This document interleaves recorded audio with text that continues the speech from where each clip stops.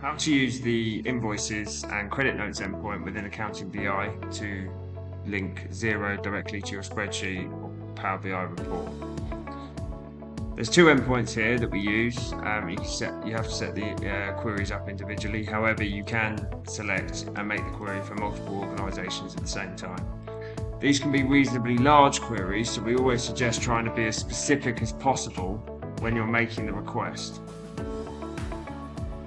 The first time you make this request, it may be that the system has to call a lot of data out of Xero, so it may take a long time.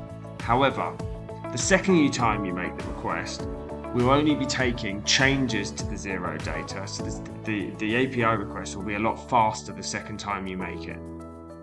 So if I now want to get invoice dates from the 1st of January 2023 to the end of April 2023, I don't want to specify the number of API pages. I don't want to specify any invoices. I just want all invoices with the status of authorized and paid. I can include other statuses, but in this example, I'm not going to bother. I'm just going to use the default values. I am going to take invoices from both the accounts receivable as well as the accounts payable parts of Xero, and then I'm going to press refresh. Now, because this is a large API request, it may take a long time to go. So you'll see the API happening in the background, and then you'll see that the API call log shows that this has been successful.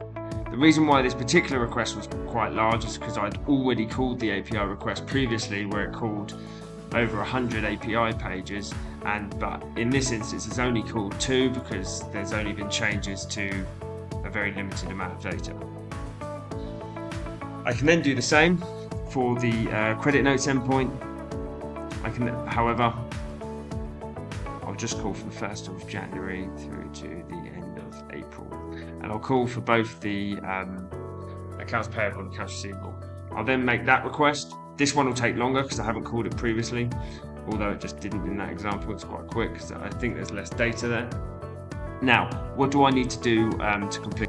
I've already connected to the invoice and credit note endpoint within my bearer token section of the Accounting BI system. You can follow the Power Query connection process. However, now I've already connected. You'll see that I have my invoice data list here with all my credit notes and invoices here. I've got 815 already synced to the spreadsheet. However, if I go and refresh, there you go, it's refreshed with the brand new data with the new API request that I just made. You'll see that it can be across multiple companies. In this instance, I've just called one company, but it could be that I've called 50 companies at the same time. So I'm syncing this data. It's like the Xero user interface. It's taking the data at a line item level and giving you a subtotal as well. So you should be able to match the behaviour that you're already getting from the Xero user interface.